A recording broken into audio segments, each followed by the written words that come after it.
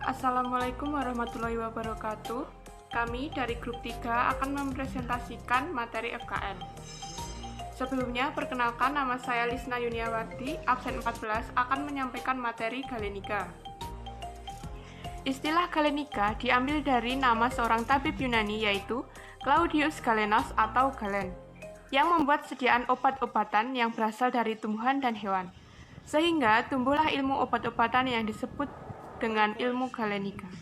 Jadi, ilmu Galenika adalah ilmu yang mempelajari tentang pembuatan sediaan atau preparat obat dengan cara sederhana dan dibuat dari alam atau tumbuhan dan hewan.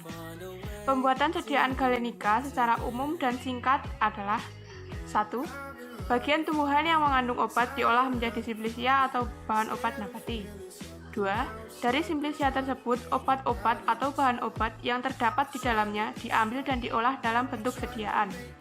Tujuan dibuatnya sediaan Galenika yaitu 1. Untuk memisahkan obat-obat yang terkandung dalam simplisia dari bagian lain yang dianggap tidak bermanfaat. 2. Membuat sesuatu sediaan yang sederhana yang mudah dipakai. 3. Agar obat yang terkandung dalam sediaan tersebut stabil dalam penyimpanan yang lama. Hal-hal yang perlu diperhatikan dalam pembuatan sediaan Galenika. 1. Derajat kehalusan. Harus disesuaikan dengan mudah atau tidaknya obat yang terkandung tersebut disari. Semakin sukar disari, simplisia harus dibuat semakin halus dan sebaliknya. 2. Konsentrasi atau kepekatan. Beberapa obat yang terkandung harus jelas konsentrasinya agar kita tidak mengalami kesulitan dalam membuatannya. 3. Suhu dan lamanya waktu. Harus disesuaikan dengan sifat obat, mudah menguap atau tidak, mudah tersari atau tidak. 4. Bahan penyari dan cara penyari. Cara ini harus disesuaikan dengan sifat kelarutan obat dan daya serap bahan penyari ke dalam simplisia. Bentuk-bentuk sediaan galenik. 1. Hasil penarik. Ekstrakta, tinktur, dekokta atau infusa. 2. Hasil penyulingan atau pemerasan. Aqua aromatik, olea volatilia atau minyak menguap, olea pinguia atau minyak lemak. 3. Sirup. Assalamualaikum warahmatullahi wabarakatuh. Perkenalkan, nama saya Maida Sabrasya, absen 16 dari kelas 12 Farmasi B. Di sini saya akan menjelaskan sedikit tentang sediaan Galenika. Penarikan atau ekstraktio. Ekstraktio adalah cara menarik satu atau lebih zat dari bahan asal yang umumnya zat khasiat tersebut tertarik dalam keadaan tidak berubah. Istilah ekstraktio hanya dipergunakan untuk penarikan zat dari bahan asal dengan menggunakan cairan penarik atau pelarut. Suhu penarik juga sangat mempengaruhi hasil penarikan. Suhu penarikan untuk maserasi 15-25 derajat Celcius, dehidrasi 35-45 derajat Celcius, infusdasi 90-98 derajat Celcius. Memasak, suhu mili supaya zat-zat yang tidak berguna atau merusak tidak ikut tertarik bersama dengan zat-zat yang berkhasiat. Cara menghilangkan isi simplisia yang tidak berguna. 1. Dengan memakai bahan pelarut. 2. Dengan menarik atau merendam pada suhu tertentu. 3. Dengan menggunakan jarak waktu menarik. 4. Dengan memurnikan atau membersihkan. Cairan-cairan penarik. Menentukan cairan penarik apa yang harus digunakan harus diperhitungkan betul-betul dengan memperhatikan beberapa faktor, antara lain 1. Kelarutan zat-zat dalam menstrum. 2. Tidak menyebabkan nantinya zat-zat tersebut rusak atau akibat-akibat yang tidak dikehendaki. 3. Harga yang murah. 4. Jenis preparat yang akan dibuat. Macam-macam cairan penyari. 1. Air. Termasuk yang mudah dan murah dengan pemakaian yang luas pada suhu kamar adalah pelarut yang baik untuk bermacam-macam zat. 2. Etanol. Etanol hanya dapat melarutkan zat-zat tertentu. 3. Gliserin. Dipergunakan sebagai cairan penambah atau cairan menstrum untuk penarikan yang mengandung zat sama. 4. Eter. Sangat mudah menguap sehingga cairan ini kurang tepat untuk pembuatan sediaan untuk obat dalam atau sediaan yang nantinya disimpan lama. 5. Solvent heksane. Cairan ini adalah salah satu hasil penyulingan minyak tanah kasar. 6. Asetonum. Tidak dipergunakan untuk sediaan galenik obat dalam. 7. Chloroform. Tidak dipergunakan untuk sediaan obat dalam karena efek farmakologinya. Assalamualaikum warahmatullahi wabarakatuh. Perkenalkan, nama saya Lilis, nomor absen 13 dari kelas 12 Farmasi B. Di sini saya akan sedikit menjelaskan tentang infus. Infus adalah pemasukan suatu cairan atau obat ke dalam tubuh melalui rute intravena dengan laju konstan selama periode waktu tertentu. Infus dilakukan untuk seorang pasien yang membutuhkan obat sangat cepat atau membutuhkan pemberian obat secara pelan tetapi terus-menerus. Pemberian obat atau cairan ke dalam tubuh melalui mulut akan memasuki proses pencernaan terlebih dahulu sehingga tidak dengan cepat diserap oleh tubuh.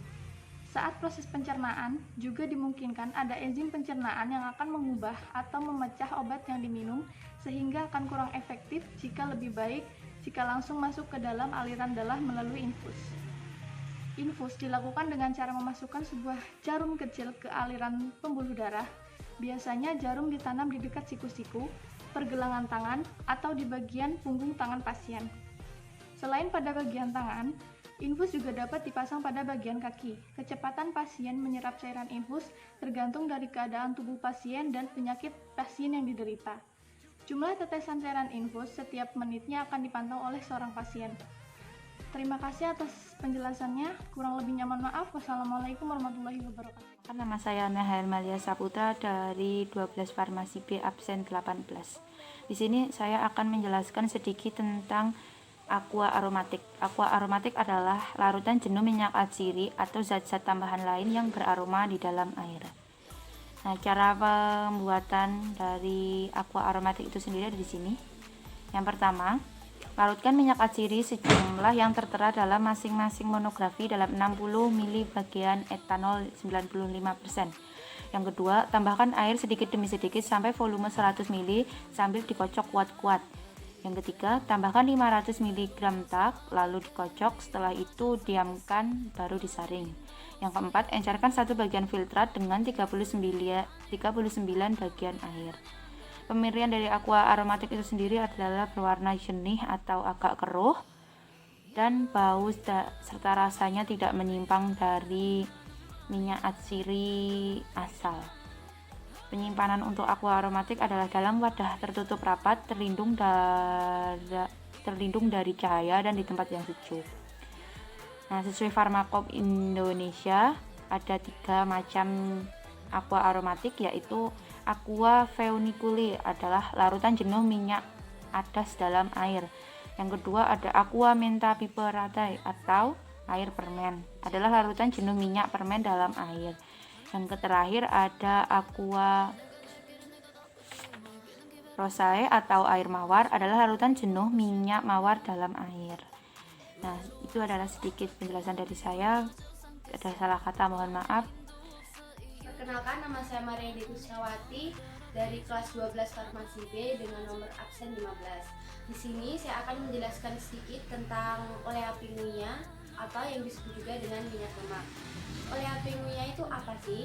Olea pinguia yaitu campuran senyawa lemak bersuhu tinggi dengan gliserin atau dapat disingkat juga dengan gliserida, asam lemak bersuhu tinggi. Cara pembuatan dari olea pinguia ada 2. Yang pertama yaitu diperas dengan suhu biasa. Contohnya ada oleh makadis, ada olive oil, ada oleh merichini, dan lain sebagainya. Yang kedua yaitu diperas dengan suhu tinggi atau panas. Contohnya ada oleum kakao, ada oleum kokos. Nah, cara penyimpanan dari olea pinguia itu seperti oleum biasanya, yaitu disimpan dengan wadah tertutup baik, terisi penuh, dan terlindungi dari cahaya matahari. Lalu penggunaan dari olea pinguia itu ada 3. Yang pertama sebagai zat tambahan, yang kedua sebagai obat, yang ketiga sebagai pelarut. Sekian presentasi dari saya, bila ada salah kata mohon maaf. Novia Saputri, kelas 12 Farmasi B, nomor 20, akan menjelaskan tentang olea Photalia atau minyak menguap, atau minyak atsiri, atau minyak terbang. Olea Photalia adalah campuran bahan-bahan berbau keras yang menguap yang diperoleh baik dengan cara penyulingan atau perasan simplisia segar maupun sintetis. Sifat-sifat minyak atsiri: 1. Mudah menguap. 2. Rasa yang tajam. 3. Wangi yang khas. 4. Tidak larut dalam air, larut dalam pelarut organik. 5. Minyak atsiri segar tidak berwarna, sedikit kuning muda.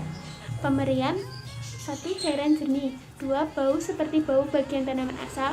3. Penyimpanan dalam wadah tertutup rapat, terisi penuh, terlindungi dari cahaya dan di tempat sejuk. Identifikasi. 1. Teteskan 1 tetes minyak di atas air, permukaan air tidak keruh. 2.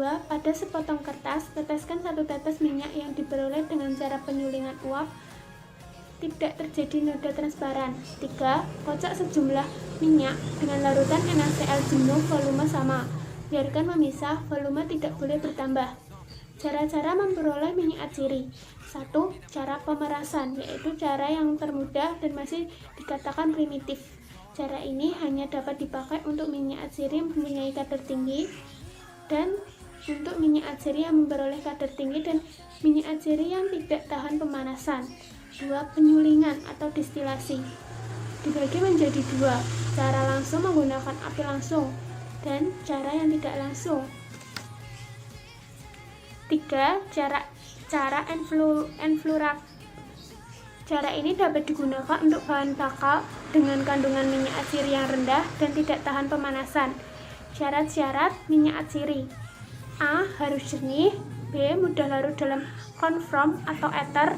C. Minyak atsiri yang diperoleh dari penyulingan uap harus bebas minyak lemak. D. Harus kering. E. Bau dan rasa seperti simplicia. Contoh-contoh minyak atsiri: minyak adas manis, minyak cengkeh.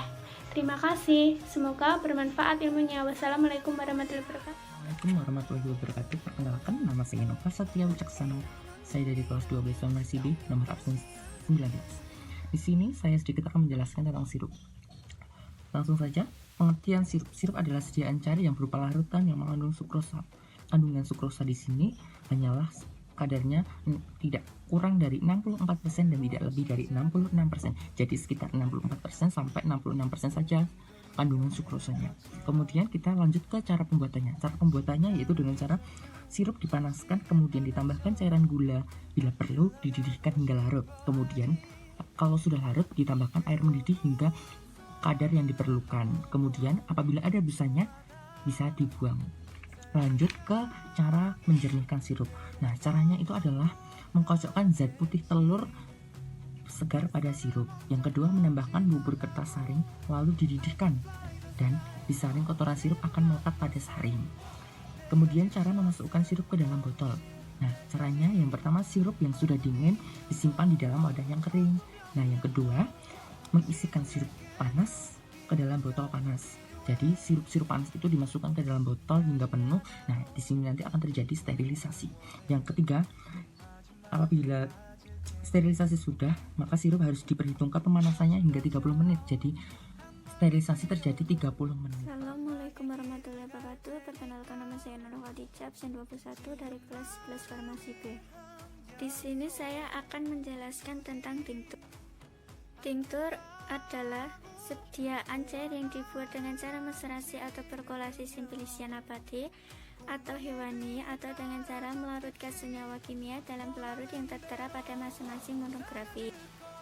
Cara pembuatan tinktur dengan cara maserasi dan perkolasi.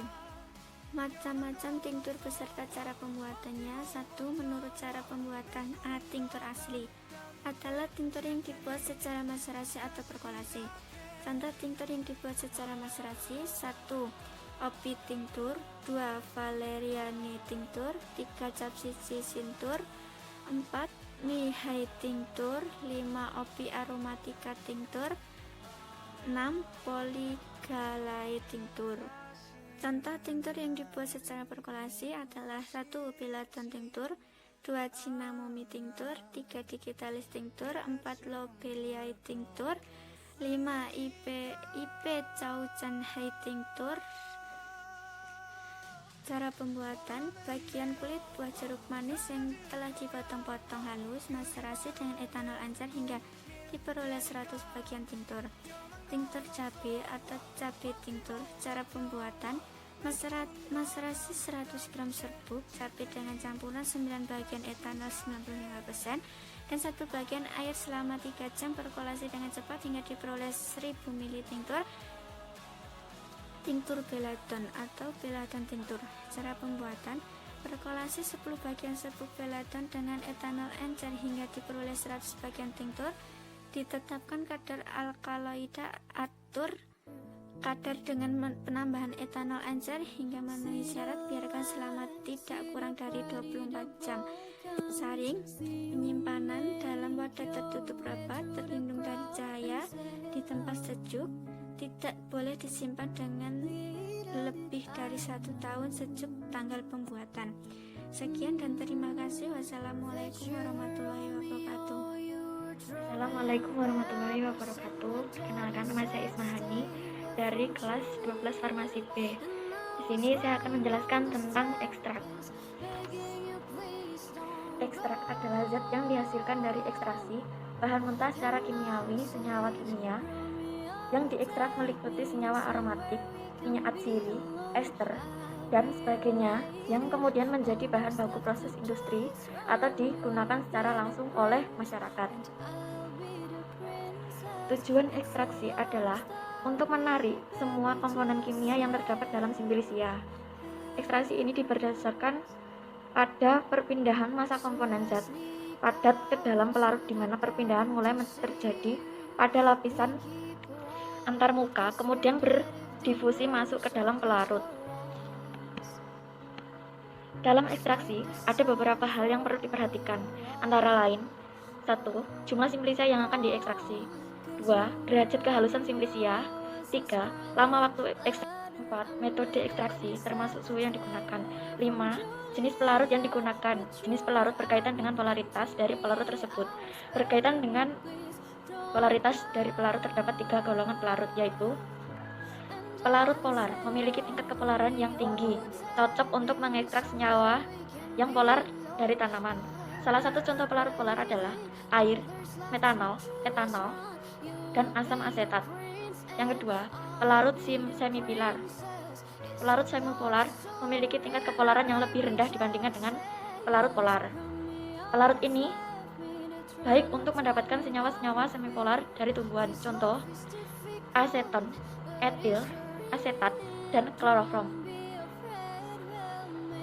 3. Pelarut nonpolar. Pelarut nonpolar hampir sama sekali tidak polar. Pelarut ini baik untuk mengekstraksi senyawa-senyawa yang sama sekali tidak larut dalam pelarut polar. Senyawa ini baik untuk mengekstraksi sebagai jenis minyak, contohnya heksana dan ether. Di sini juga ada cara pembuatan ekstrak. Yang pertama, pembuatan serbuk simplisia. Yang kedua, pemilihan cairan pelarut. Ketiga, ekstraksi. Keempat, separasi dan pemurnian. Kelima, pemekatan atau penguapan. Keenam, pengeringan ekstrak. Ketujuh, rendemen. Sekian presentasi dari saya.